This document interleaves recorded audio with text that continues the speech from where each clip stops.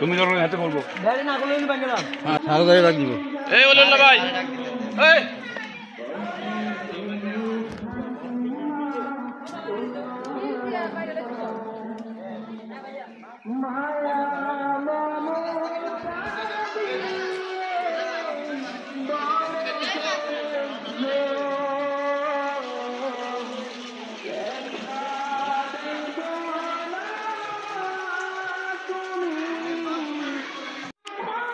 সকাল থেকে এই পর্যন্ত আপনি কি কি দেখেছেন একটু বলেন তো।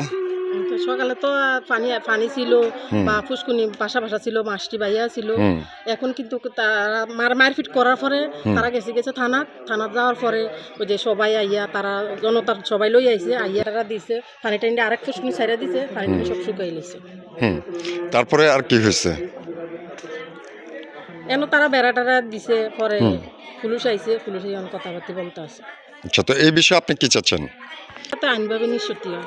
আপনি আইনের প্রতি শ্রদ্ধাশীল এবং আইনের প্রক্রিয়াভাবে আইনের প্রত্যেকভাবে যাতে নিষ্পত্তি হয়। আচ্ছা, ধন্যবাদ। এরপর আমরা রেল করছি তো পুরানো কিতে তো জামাই রে শ্বাস উঠতে গেছে আমারও আমার বাসুরের দরকার এরপর আমি গেছি আর এরপর আমার খুব দুটা মাইন্ড আমার কিছু হয় না। এরপরে ওই বললো আমার মাছ এমনি আলোর বাবা আমার ফুল টুল টাই না কিছু আমার গলা সেল না গেছে। তারপরে এরপর আমার জামাটা আমার সিরে কিছু না তারা